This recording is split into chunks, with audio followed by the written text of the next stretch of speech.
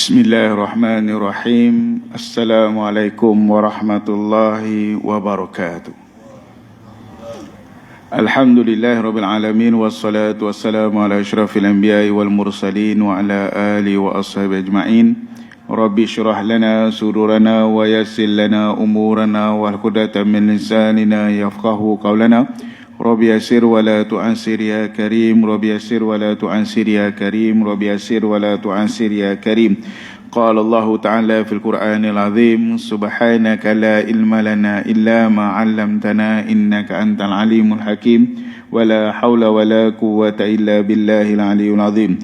وقال الله تعالى في القرآن العظيم ومن أحسن قولا ممن دعا إلى الله وعمل صالحا وقال إنني من المسلمين. صدق الله العظيم. اللهم صل على سيدنا محمد عبدك ورسولك النبي الأمي وعلى آله وصحبه وبارك وسلم. أما بعد.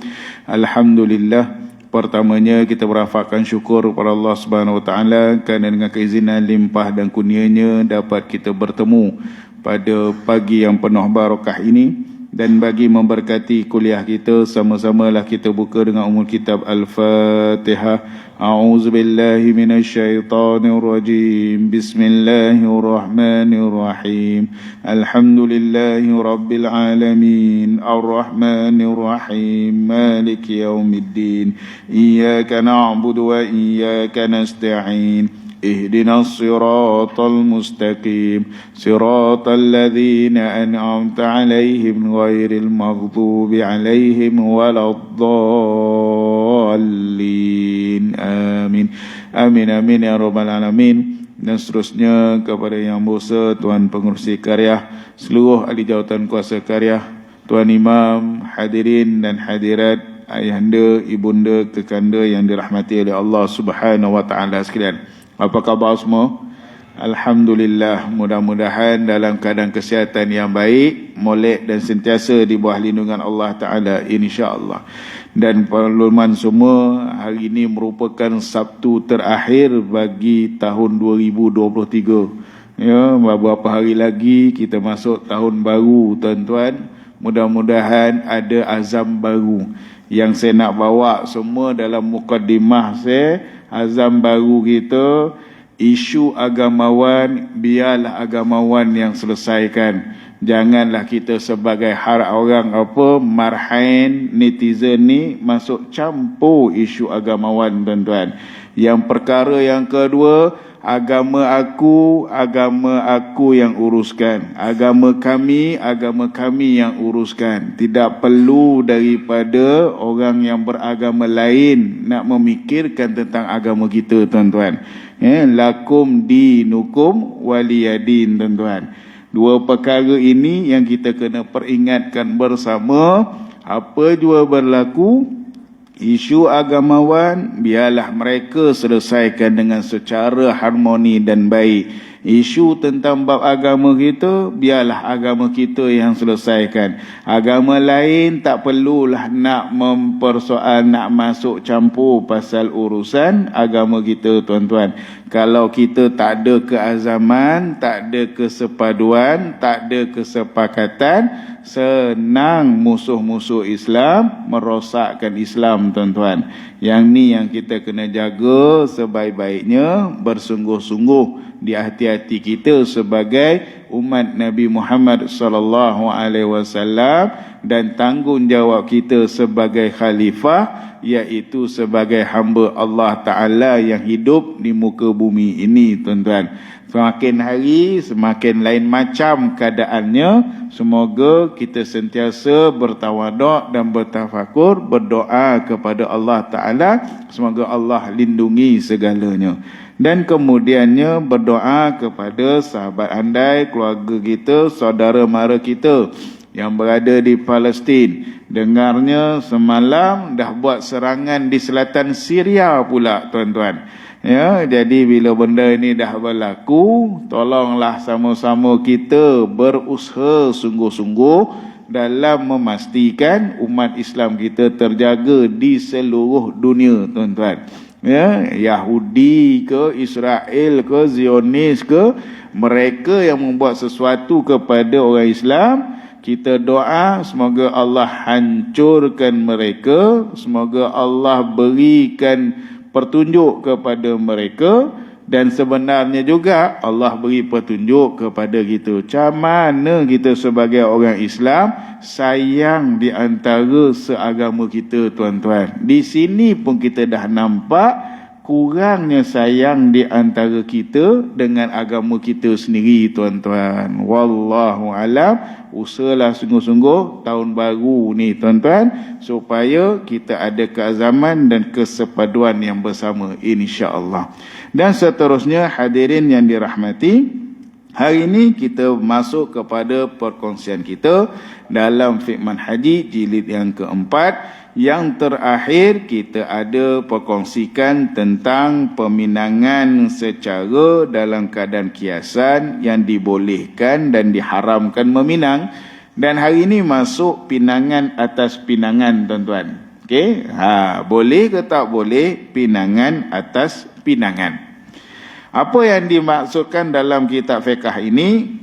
Meminang perempuan yang telah dipinang oleh seseorang yang diketahui pinangannya telah diterima adalah haram, melainkan tunangan perempuan itu memberikan keizinan. Sekiranya pinangan itu belum diterima atau ditolak, tidaklah haram meminangnya. Kita nampak ada seorang perempuan, dia dah dipinang oleh seorang lelaki. Jadi kita pun masuk minang lagi. Hukum dia haram, tuan-tuan. Okey? Tapi kita dah nampak seorang perempuan telah dipinang oleh seorang lelaki. Yang lelaki ni pula kata, kau test lah pinang dia. Makna berlaku apa? Keizinan. Boleh meminang, ya tuan-tuan. Ya. Kalau lelaki yang minang dia tu kata, kau test lah pergi minang, boleh dia masuk minang, tuan-tuan. Tiba bila test, menyesal tak sudah, tuan-tuan. Ya. Tapi basic pada awal, A nak minang B, tapi C dah pinang B dulu, maka hukum dia haram A nak minang kepada si B tersebut, tuan-tuan. Okey? Jelas clear kemudian sekiranya pinangan itu, okey, contohnya tadi C dah pinang B, tetapi masih lagi belum diterima, belum lagi ada keputusan tolak ke terima ke, tuan-tuan. Si A ni boleh tak nak minang si B? Boleh. Kerana apa? Sebab B ni masih dindong lagi, dia tak tahu dia nak terima C ataupun tidak. Jadi A pun datang. Bolehlah keadaan demikian. Doket ampangan ni banyak tak kes macam ni? Ada, tuan-tuan. Ya, tanya dada masing-masing. Ya, tantah sejarah masing-masing ada yang macam ni. Ya, wallahu alam. Okey.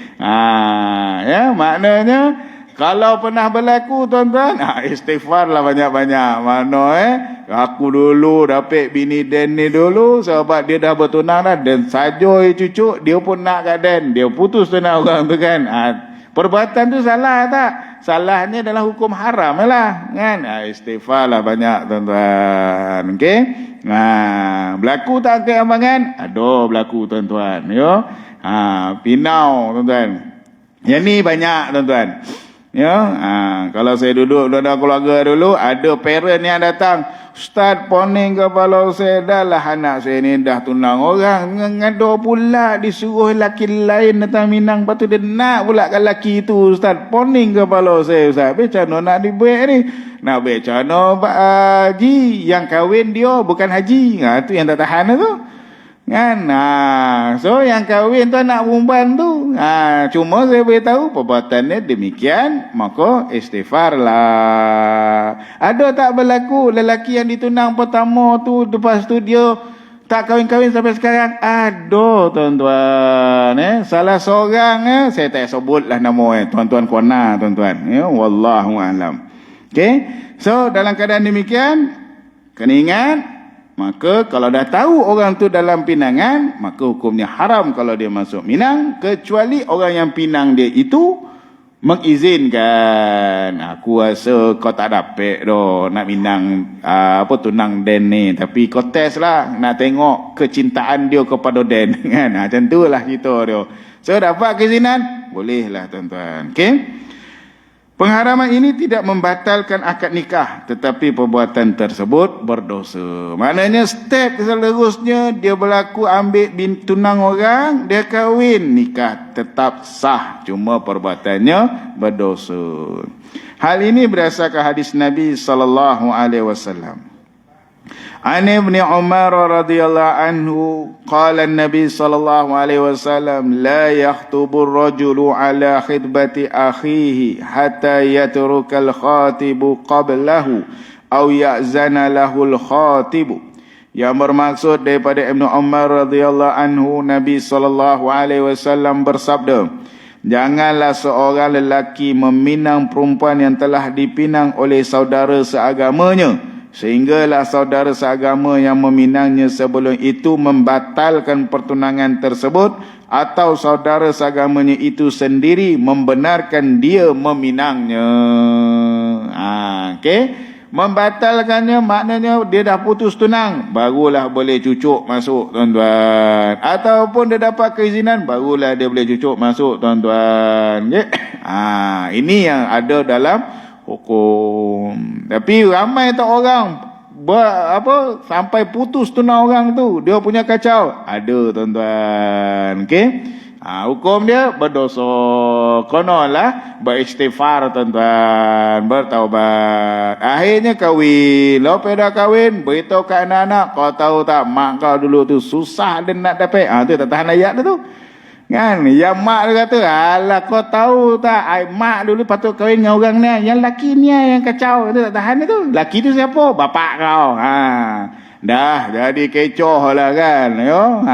Akhirnya yang si anak kata, oh ayah ambil tunang orang. Mak pula, oh nak kapaikan ayah. Maksudnya berputus tunang dengan laki lain mula tuan-tuan. Ini yang kadang-kadang berlaku sekarang punya hal. Buatlah tunang pagi, tengah hari nikah. Itu yang tak tahan tu. Nak ngelakkan daripada ambil tunang orang lah, semua putus tunang semua tuan-tuan. Akhirnya buatlah, kita ni kena buat step ikut adat. Maka tunang pukul 10, kau boleh nikah, kau 2 bersanding. Itulah yang berlaku hari ni tuan-tuan. Okay? Tapi dahulu kalanya dia punya bertunang 6 bulan, setahun. Itu biasalah tu. Tapi pernahlah jumpa bertunang bukan melama 8 tahun. Itu tak tahan tu. Bila kahwin 6 bulan, tu pun ada juga. Sebenarnya dia punya jodoh bertunang lagi lama daripada berkahwin tuan-tuan. Tu no comment lah. Itu hal-hal pada diri masing-masing tuan-tuan. Okey. Tapi bertunangnya di antara janda dengan duda, jaranglah lama-lama. Sekejap adanya bertunang. Seminggu, lepas itu terus nikah ya tuan-tuan. Kalau janda dengan duda tuan-tuan. Ni cerita dia anak dara dengan bujang tuan-tuan. Yang biasa berlaku pada situasi keadaan kita ni tuan-tuan. Okey? Clear Jelas So, perbuatan tersebut tidak melanggari dan tidak menyalahkan dalam bab akad nikah, tetapi berdosa dalam hukum dengan Allah Ta'ala. Okey? Clear Seterusnya 3.0, memberi pandangan tentang calon suami atau isteri. Boleh tak memberi pandangan tentang calon suami atau isteri? Okey. Sesiapa yang diminta oleh seseorang memberi pandangan tentang calon suami atau isteri, dia hendaklah turut menyebut keburukan dan kekurangan orang itu yang diketahuinya secara jujur. Jangan temberang, jangan tipu. Kau jadi jiran kepada si Polan kau. Dan jiran pada si Polan. Macam mana kau kena dengan dia tu? Dan kena dia tu, ya Allah memang baik. Hai rajin comel kan. Lepas tu buat kerja tapi dalam hati nak begitu, ya Allah dia lah paling pemalih ke rumah tu. Macam kena ngamuk dengan mak macam kena marah dengan ayah Lepas tu pula dia macam keluar naik motor dengan lelaki lain. Dia tak beritahu tuan-tuan. Ni yang tak sesuai. Dia kena beritahu Yang kekurangan dan kelebihan, tuan-tuan. Tapi jangan melampau pula. Kau tahu perempuan tu bukan dia tak bagi kau ingat dia tu ilah toruk bona tu kan. Ya Allah, dah berzina kot. Tak boleh macam tu lah. Ya, maknanya jangan melampau pula menceritakan tentang kekurangan. Itu bukan cerita tentang kekurangan. Itu cerita apa? Keaiban kepada individu berkenaan. Ini kena beritahu kak, kena faham kak. Ya, al-maklum lah. Kehidupan yang penuh dengan CNN dan TV Al-Hijrah, tuan-tuan.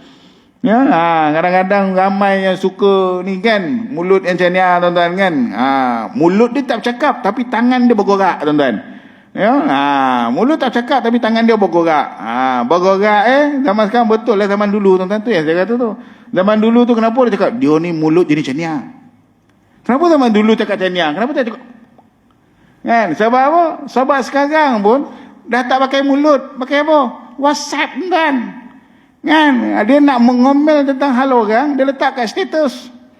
Kan, tahu tak? Kat WhatsApp kan ada status. Kan, tuan-tuan ada tak status? Tuan-tuan Haji tak ada kot ya. Tapi saya yakin tak tahulah ada ke tak ada, wallahu a'lam kan. Status tu kan, kadang-kadang dia suka nak mengomel hal orang. Kan, kalau tak suka tengok status orang, jangan tengok. Kan, lepas tu pula tak suka tengok status orang, jangan tengok. Ya, tuan-tuan. Kalau kemudian yang kedua, kalau tak suka dengan apa yang orang tu buat status, kan, buat apik lah. Ini tak ada, cukup pasal status orang. Lepas tu mengomel pula dengan status orang, tuan-tuan. Okey.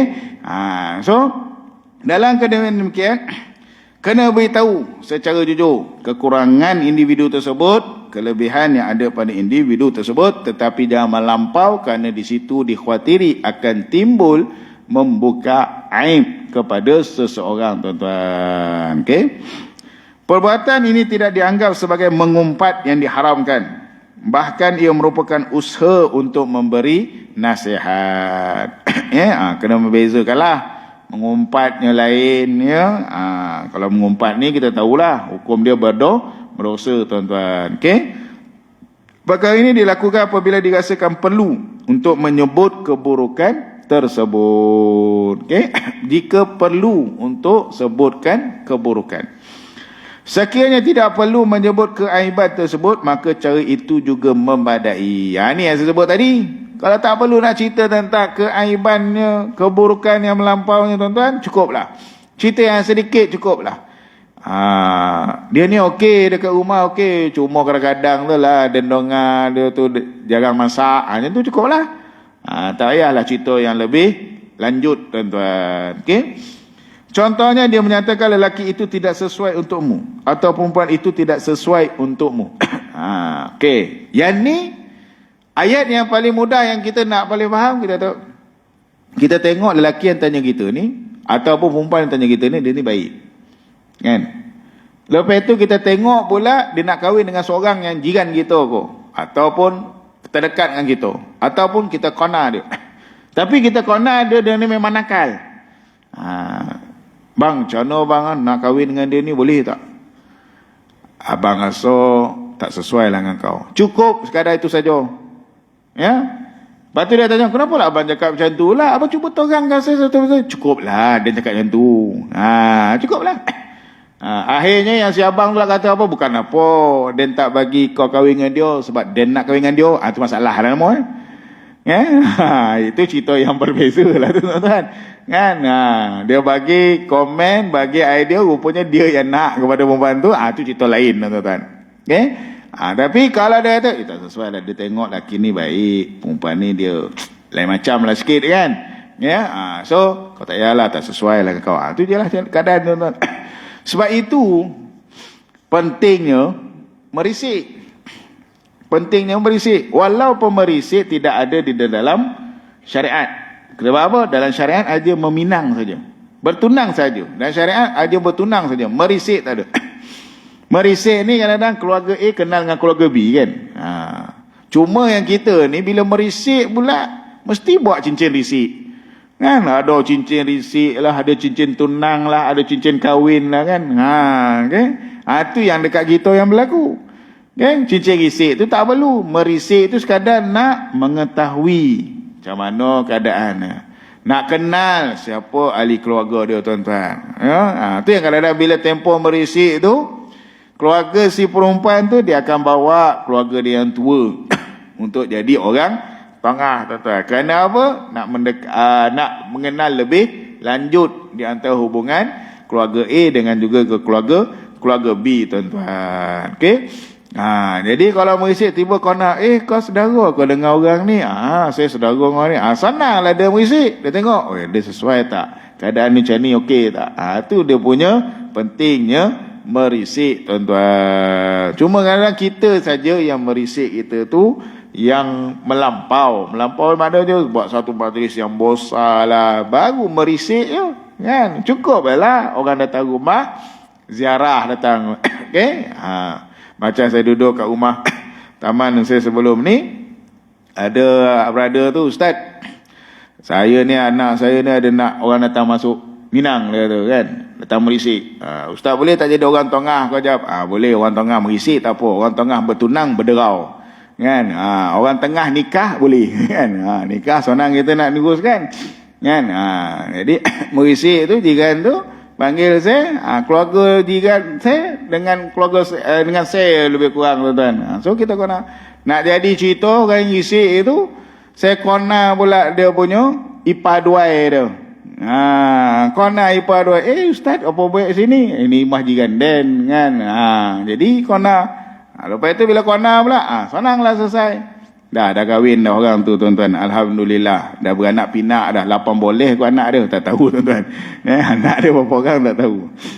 Tapi kalau peranan dia tu untuk kita kenal lebih baik, tuan-tuan. Okey. So kalau kita rasa sesuai dengan kau ni. Kalau tak sesuai, cukup lah tu. Jangan, kalau kita tak perlulah nak mencerita yang melampau sehingga membuka aib-aib yang tertentu. Na'udzubillah min zalik, tuan-tuan. Hal ini berdasarkan hadis Nabi SAW. An Fatimah binti Qais radhiyallahu anha annaha qalat lin Nabi SAW, Inna Muawiyah bin Abi Sufyan wa Aba Jahmin khatabani, faqala Rasulullah SAW, amma Abu Jahmin fala yada'u asahu an atiqihi, wa amma Muawiyatu fasu'lukun la mala lahu, inkihi Usama bin Zaidin fakarihat, summa qala inkihi Usama fanakahathu faja'alallahu fihi khaira wa'tabatat. Yang bermaksud daripada Fatimah binti Qais radhiyallahu anha ketika dia berkata kepada Nabi SAW, sesungguhnya Muawiyah bin Abu Sufyan dan Abu Jahm telah meminangku.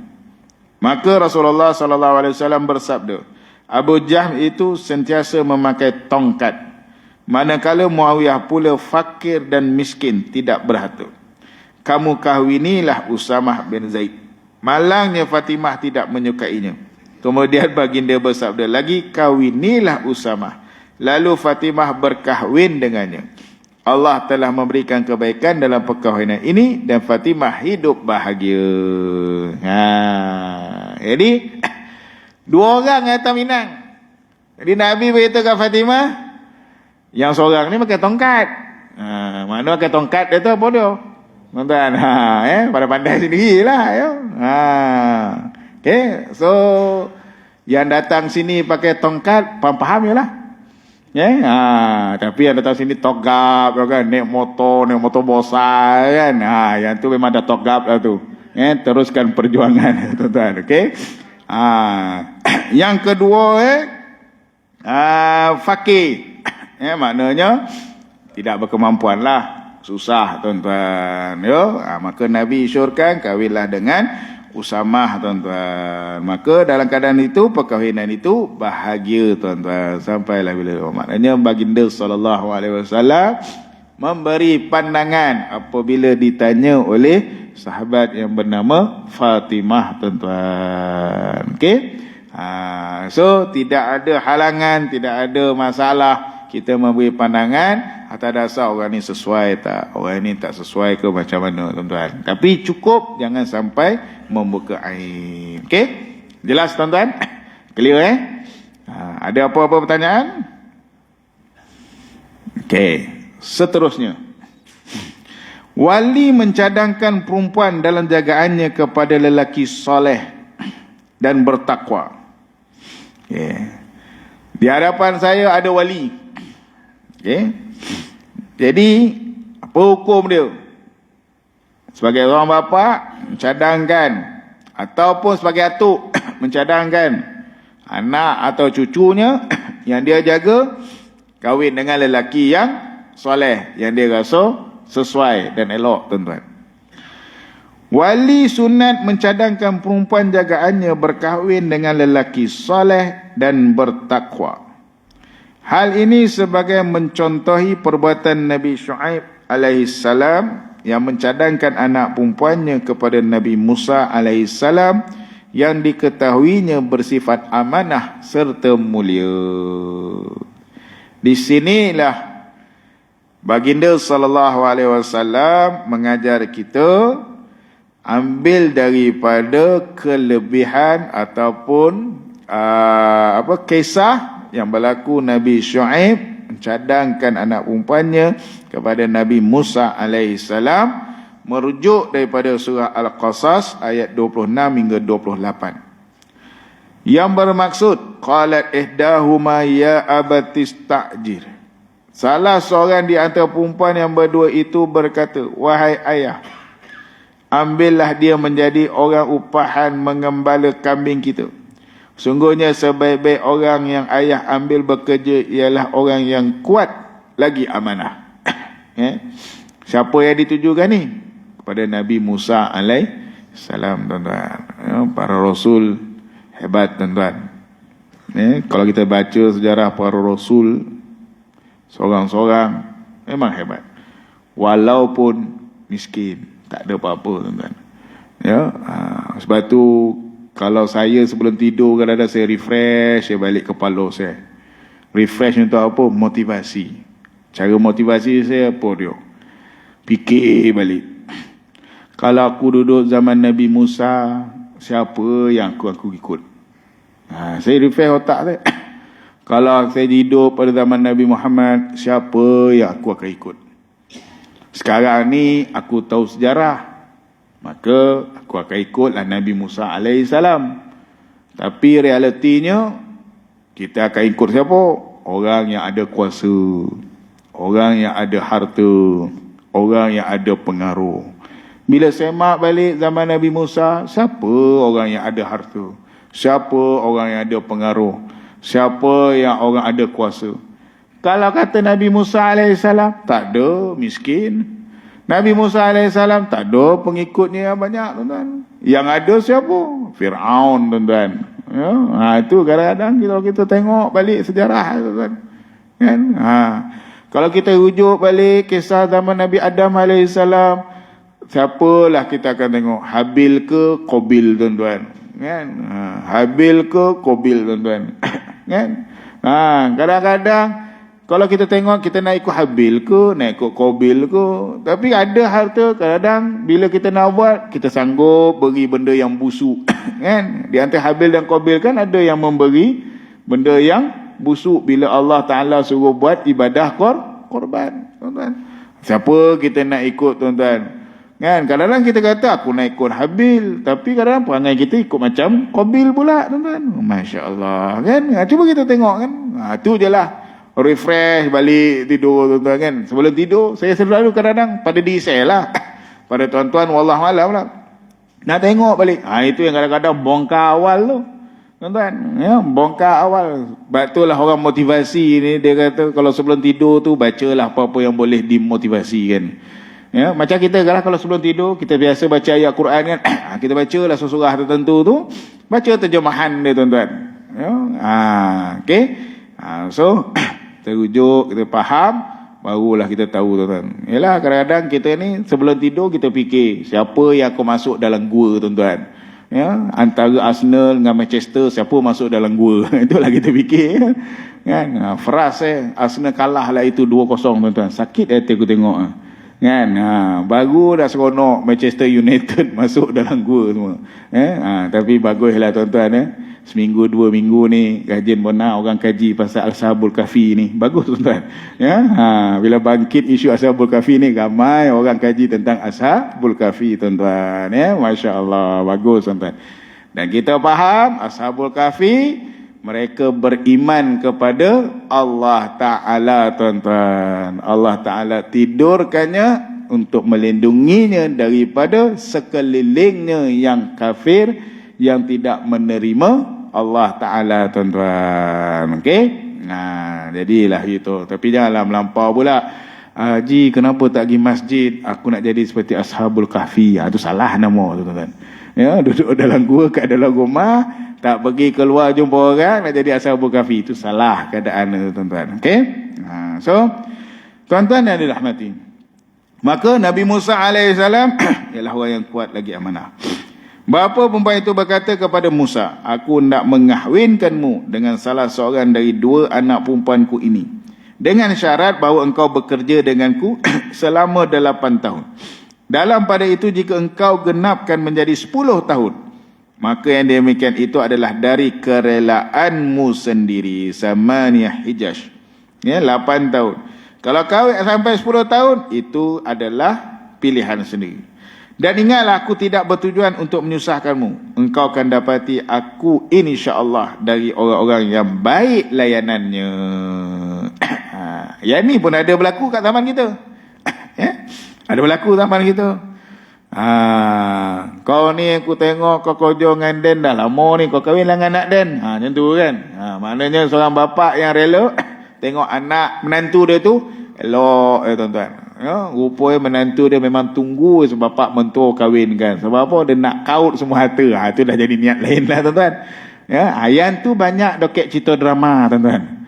Ya, itu cerita drama yang mana lelaki ni bekerja dengan seorang ni company tu. Selalu bila sebut Megah Holding kan. Ya, Megah Holding dapatkan bapak mentua tu hari ni nak bolok harta. Itu salah nama tuan-tuan. Ya, zaman Nabi-Nabi, zaman para Rasul, mereka tidak ada berhajatkan demikian. Tetapi bapa mentuanya melihat menantunya itu elok, maka dilantiknya sebagai menantu dan dikahwinkan dengan anaknya tuan-tuan. Okay? Musa menjawab, perjanjian itu adalah antarku denganmu, tetap dihormati bersama. Yang mana sahaja dari 2 tempoh itu yang aku tunaikan, maka janganlah hendaknya aku disalahkan. Dan Allah jualah yang menjadi pengawas terhadap apa yang kita lakukan itu. Okey? Katakan itu. Maknanya, ini berlaku dan ini tidak ada halangan apabila seorang wali melihat seorang individu yang soleh dan bertakwa bersesuaian dengan anaknya, dikahwinkan dengan anaknya, maka tak ada halangan. Boleh tuan-tuan. Okey? Berlaku tak pada zaman kini? Berlaku tuan-tuan. Ya, itu dengan cara bapak-bapak masing-masing tuan-tuan. Okey? Hal ini juga sebagai mencontohi perbuatan Umar bin Al-Khattab radhiyallahu anhu ketika dia menawarkan anaknya yang bernama Hafsah radhiyallahu anha kepada Uthman bin Affan radhiyallahu anhu dan kemudiannya kepada Abu Bakar As-Siddiq. Hafsah selepas itu dikahwini oleh Nabi sallallahu alaihi wasallam. Okey, yang ini berlaku pada zaman Nabi sallallahu alaihi wasallam. Hafsah yang merupakan anak kepada Umar dikahwinkan, dioferkan. Ayat kita kan sebut offer lah kan. Ya. Tapi kadang-kadang tak cantik pula sebut offer. Tapi membenarkan ya perkahwinan di antara anak ya, atau wali, apa yang diwalikan tu untuk berkahwin dengan yang dikatakan seorang individu yang soleh tuan-tuan. Ya, boleh insya-Allah. Okey, jelas tuan-tuan? Kita lihat. Seterusnya 5.0. Sunat semasa meminang. Apa hukum yang sunat semasa meminang? Bila dah belajar ni tuan-tuan, kalau boleh praktiklah. Lepas ni anak perempuan ada orang datang minang kan, buat benda-benda ahli sunat ni tuan-tuan. Okey, buat kalau sunat semasa meminang. Lelaki yang meminang ataupun wakilnya sunat mendahulukan khutbah sebelum peminangan dan akad nikah. So sunat buat khutbah. Baca khutbah sikit. Tapi jangan ada pula dipinjam tiang masjid, batang masjid tu kan, tongkat masjid tu. Ji nak pinjam je tongkat ni pasal lah nak bertunang ni kan, tak payah dah. Berkhutbah tu sekadar ikut rukun yang sikit-sikit tu lah. Lepas tu bagi nasihat di antara peminangan tersebut. Okey. Khutbah sebelum peminangan dan akad nikah. Akad nikah ni biasalah kita berkhutbah kan. Khutbah yang disediakan pun sekarang ni saya rasa pun dah pendek dah. Zaman dulu, sebut masa saya jadi berdaftar dulu, ramai jujur nikah dia pakai buku khutbah yang biru tu, yang tulisan Jawi tu. Dapat yang imam tu menggagap-gagap cakap tulisan Jawi tu tak boleh. Tuan-tuan, gagap-gagau baca kan. Sekarang ni dah singkat dah, tapi kadang-kadang ada juga, ada sekarang ni untuk imam dia baca khutbah nikah pun, ya Allah, kesian berpuluh-puluh pengantin lelaki tu. Dia adalah bodoh-bodoh dibaca lama tuan-tuan. Sejam lagi lama daripada khutbah Jumaat tuan-tuan. Tak payahlah lama-lama sangat. Ikut teks tu pun boleh. Kalau dah hafal pun janganlah dipanjang lebar tu kan. Habis semua dia keluar daripada input yang ada pada kursus kahwin tu semua dia keluar tuan-tuan. Dah lah budak tu pergi kursus kahwin 2 hari 2 malam. Kan, lepas tu diajar lagi. Kesian, berpuluh-puluh dia tuan-tuan. Saya mudah je. Kalau kita mudahkan orang, orang akan mudahkan kita suatu hari nanti tuan-tuan. Okey. Khutbah itu hendaklah dimulai dengan puji-pujian kepada Allah Subhanahu wa taala serta selawat kepada Nabi sallallahu alaihi wasallam. Alhamdulillahilladzi. Cukuplah kan. Dengan puji-pujian kepada Allah. Lepas tu kita mulalah dengan Allahumma salli ala Sayyidina Muhammad wa ala ali Sayyidina Muhammad. Selawat ke atas Nabi. Hal ini berdasarkan hadis Nabi sallallahu alaihi wasallam. Qala Rasulullah sallallahu alaihi wasallam, kullu amrin zibalin la yubda'u fihi bihamdillahi fahuwa abtar. Yang bermaksud sabda Rasulullah sallallahu alaihi wasallam, setiap perkara yang penting sekiranya tidak dimulakan dengan pujian kepada Allah adalah tidak sempurna. Setiap benda yang penting tak dimulakan dengan pujian Allah Ta'ala, ianya adalah tidak sempurna tuan-tuan. Sebab tu kita dilatih. Apa kita dilatih? Kita bercakap ke, speech ke, alhamdulillah, syukur kita pada Allah Ta'ala. Kita kata tu alhamdulillah tu, puji-pujian kepada Allah Ta'ala. Kadang-kadang tuan-tuan buat keduri. Kadang-kadang imam kata, tuan rumah cakap sikit. Kan? Terus je lah sebut alhamdulillah, syukur, terima kasih kan. Okey lah tu. Janganlah pula tu jemput makan dia. Tu yang tak tahan dia tu. Kan? Sebut sikit. Sebab benda yang kita buat tu, jemput makan orang tu, benda yang puji-pujian kan? Benda yang baik. So kita sebutlah tu alhamdulillah, terima kasih ya kepada semua, syukur pada Allah Ta'ala. Dia kadang-kadang tuan rumah apa-apa nak cakap, jemput makan ni semua, dah tu yang dia sebut kan? Supaya kita memuji kepada Allah Ta'ala setiap perkara yang kita lakukan dengan baik, supaya insya-Allah akan jadi satu kesempurnaan dalam apa yang kita lakukan tuan-tuan. Kemudian khutbah itu adalah diteruskan dengan berpesan tentang ketakwaan kepada Allah Subhanahu Wa Taala. Selepas itu barulah dinyatakan hajat untuk membidang. Contoh dia, saya datang untuk membidang anak perempuan bu. Contoh dia tadi ya. Alhamdulillahil qail, segala pujian bagi Allah Subhanahu Wa Taala. Alhamdulillah kami daripada rombongan ini dapat hadir kepada hari ini, merafatkan syukur kepada Allah Taala. Diharapkan semua yang berada di dalam ini dalam kita sentiasa beriman dan bertakwa kepada Allah Taala. Cukuplah tu.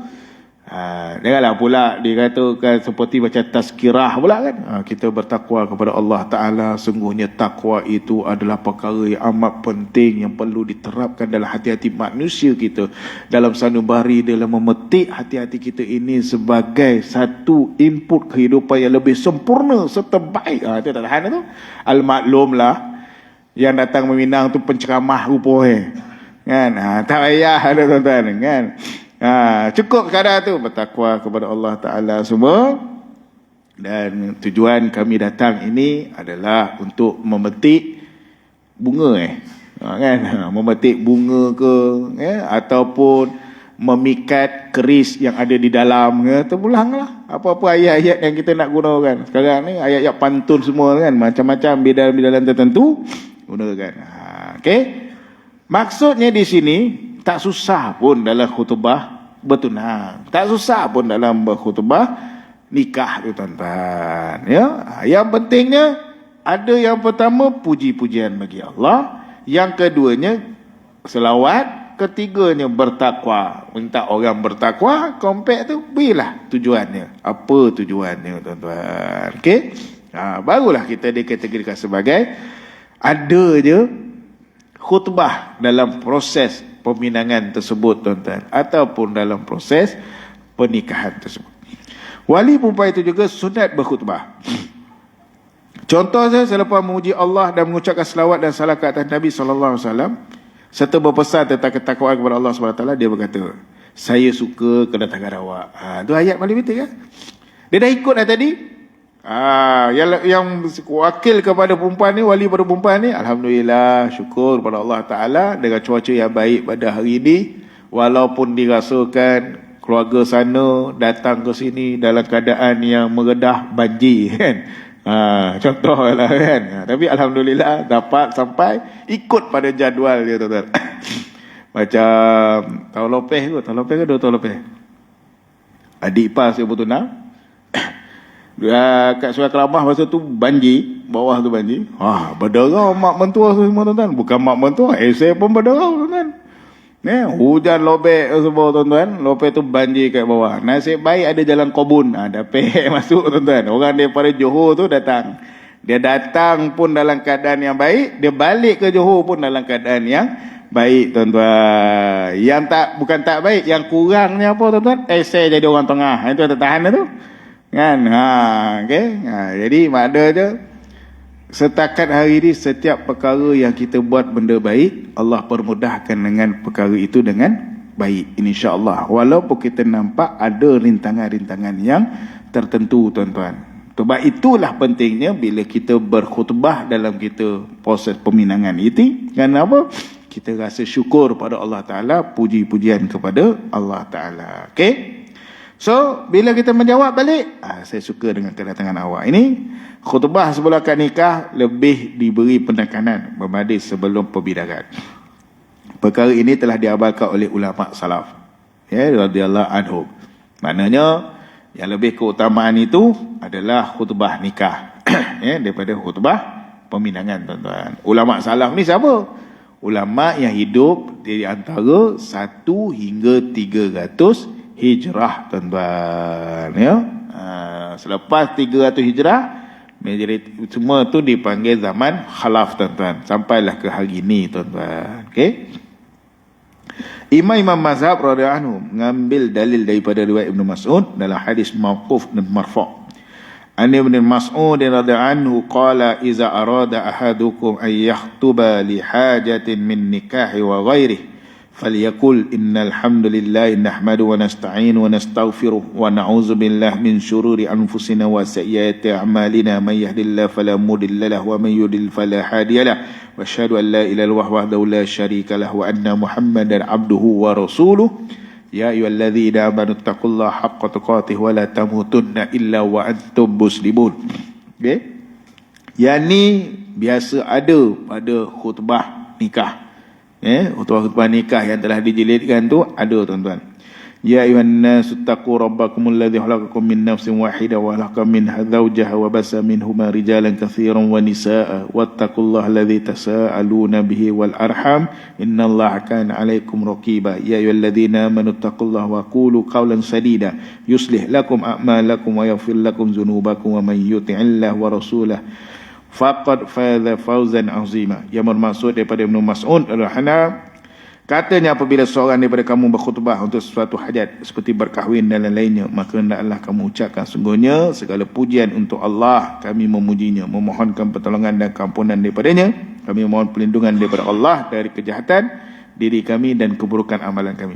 Sesiapa yang diberi hidayah oleh Allah, tiada siapa yang boleh menyesatkannya. Dan siapa yang disesatkan oleh Allah, tiada siapa pun yang boleh memberi petunjuk kepadanya. Aku bersaksi bahawa tiada Tuhan melainkan Allah semata-mata dan tiada sekutu baginya. Okey, benda-benda ni ada dalam buku khutbah lah tuan-tuan. Ya. Wahai orang yang beriman, merujuk pada dalil Allah Ta'ala daripada surah Al-Imran, surah An-Nisa, Ahzab dan juga daripada pandangan Asy-Syarbini. Wahai orang-orang yang beriman, bertakwalah kepada Allah dengan sebenar takwa dan janganlah sekali kamu mati melainkan dalam keadaan Islam. Yang ni dalam dalil Allah Ta'ala, wala tamutunna illa wa antum muslimun. Biarlah kita mati dalam keadaan yang Islam, tuan-tuan. Wahai sekalian manusia, ya nasu taqu rabbakum khalaqakum min nafsin wahidah, ini bertakwalah kepada Tuhan kamu yang telah menjadikan kamu bermula dari diri yang satu, Adam, dan yang menjadikan daripada Adam itu pasangannya iaitu Hawa, dan juga yang membiarkan dari keduanya zuriat keturunan lelaki dan perempuan yang ramai. Dan bertakwalah kepada Allah yang kamu selalu meminta dengan menyebut-nyebut namanya, serta peliharalah hubungan silaturahim yang ada di dalam ayat Quran ni, tuan-tuan. Innallaha kana alaikum raqiba, kerana sungguhnya Allah sentiasa mengawasi dan memerhati kamu. Wahai orang yang beriman, bertakwalah kepada Allah dan katakanlah perkataan yang tepat, benar dalam segala perkara, supaya Dia memberi taufik dan menjayakan amal-amal kamu dan mengampunkan dosa-dosa kamu. Dan sampailah kepada akhir ayat ini, maka sungguhnya ia telah berjaya mencapai sasar sebesar-besar kejayaan. Okey. Dan ayat ini biasanya ada dalam buku khutbah nikah dan sunat dibaca ketika masa khutbah nikah. Cuma nak ditegaskan di sini, boleh tak wali bacakan khutbah nikah? Boleh tak? Boleh, tak ada masalah. Pengantin lelaki nak baca khutbah nikah? Boleh, tak ada masalah. Okey? Kalau imam kata, pendaftar kata, siapa nak baca khutbah nikah ni? Wali kata nak baca, boleh, tak ada masalah. Yang masalah, allowance tu tetap doket pendaftar. Jangan pula wali kata, Mam, Eden dah baca, allowance tu kat Den lah, tak ada, tuan-tuan. Allowance tu tetap kat pendaftar, tuan-tuan. Yang tak tahan tu, Mam, half-half lah. Itu tak tahan tu.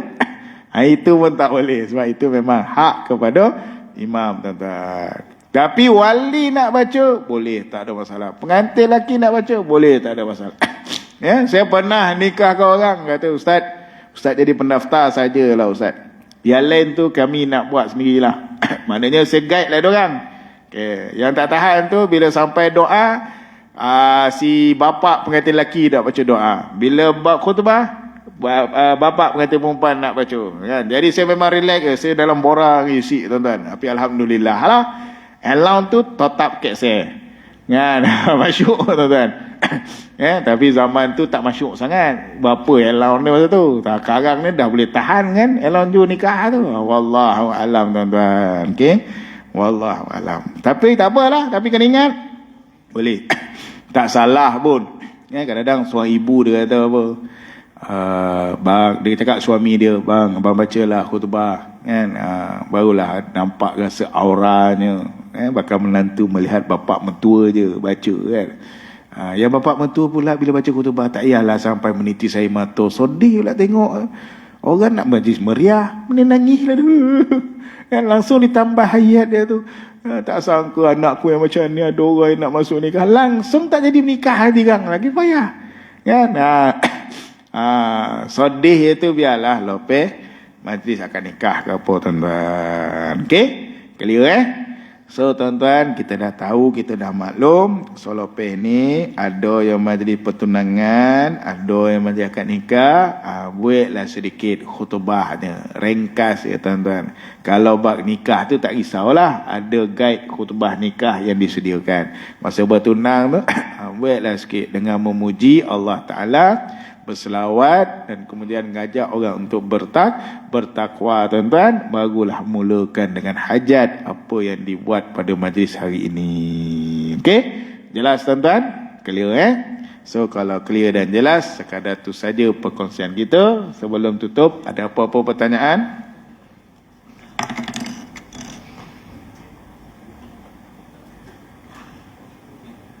Tak ada Kalau tak ada, sekadar tu saja tuan-tuan perkongsian kita. Mohon maaf salah silap.